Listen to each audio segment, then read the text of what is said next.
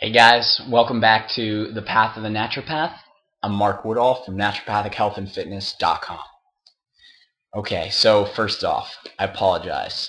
After recording the naturopathic oath, I totally dropped the ball and haven't been able to record a video providing you guys with information about natural health, what is naturopathic medicine, and all the research that's coming out at all in quite some time.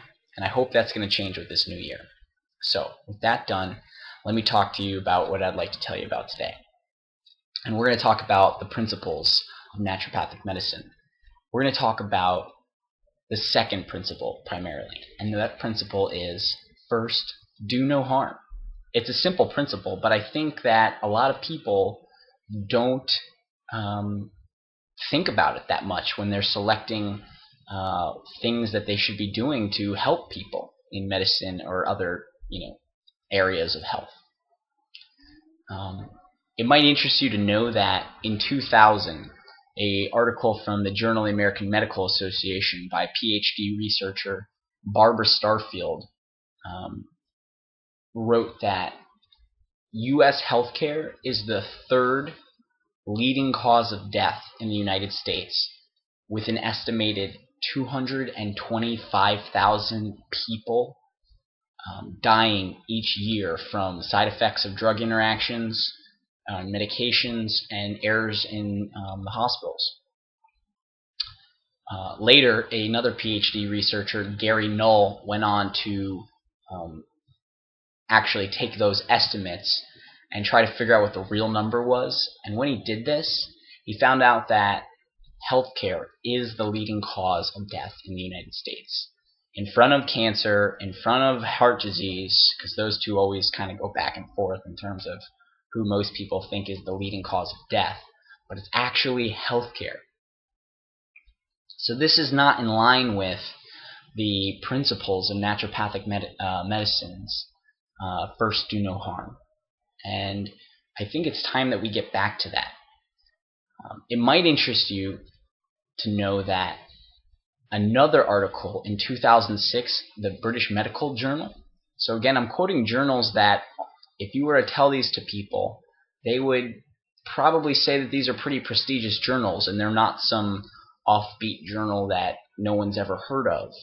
This is JAMA and the British Medical Journal. They published an article saying that of the 2,400 medical treatments, the 2,404 medical treatments that are being used in conventional medicine today, there's only 29% of those that are effective or may be effective in terms of what they do. And when we add those two statistics together, it kind of makes sense that most of these treatments aren't effective or possibly effective, and that they probably cause harm, just like Gary Null and Barbara Starfield have pointed out to us.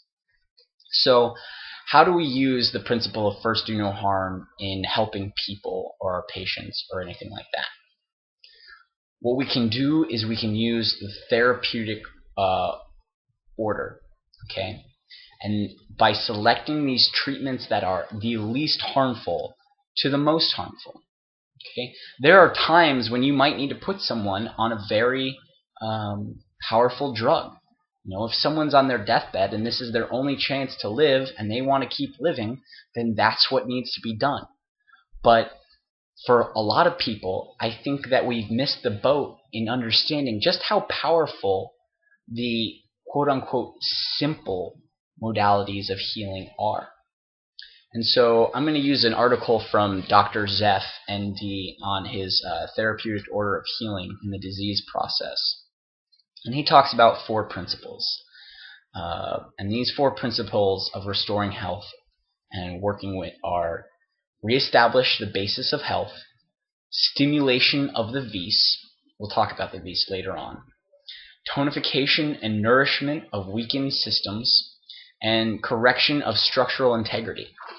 So what does this mean? How do we, restore the basis of healing?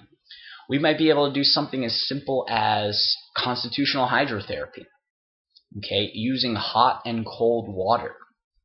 When we have hot water, we can stimulate the immune system. When we have cold water, we can also get effects that bring blood into the internal organs and improve circulation. Some very powerful things that I think we just forget about. I mean, who thinks water is that powerful as a healing modality? But yet, if we just told people to drink water and to do some constitutional hydrotherapy, I think they would have tremendous impacts on their health. Okay, how do we stimulate the vital force, or the vis? We can use homeopathy or acupuncture. These are patient-specific systems that are known to stimulate the vital force, that are individualized per that person. It's not any cookie cutter or one-size-fits-all approach that everybody who's got high cholesterol needs to go on a statin. It's an individualized approach, looking at that individual, because we're all unique. Just as we are on the outside, we're unique on the inside too. We can tonify and nourish men of weakened systems using botanical medicine and supplementation, therapeutic exercise. I mean, everyone knows that exercise is good for them, but why do we not make people, or not make people, but why do we not try to, show people just how powerful it is? I mean, we can get just as much benefits off of exercise as you can with statins. I don't have the study with me, but I remember sitting down at the American College of Sports Medicine conference in 2006, and the guy talked about how exercise can be just as powerful a medicine as a statin drug can be. That's impressive. I mean, that's awesome. And there are a lot less side effects with properly designed exercise than with a statin drug. And then finally, the correction of structural integrity. We can use chiropractic, osteopathic manipulations, soft tissue and myofascial release techniques. Active release technique, ART, is one of my favorite modalities. Rolfing is a fabulous modality. And then you can use, and then lastly, you might need surgery. Okay, so it's not here. This video is not to say that surgery or prescription medications are never necessary. That's not the case. But what it's designed to say is that we need to have strong foundational principles that we can use as our basis for health. And in naturopathic medicine, we have first do no harm. So what is the least, or as Tim Ferriss would say, the minimal effective dose that we can use to help stimulate healing and rejuvenation of that person's health? I hope you guys enjoyed the video. I hope it was a little educational and thought-provoking. And I will see you guys later. Take care.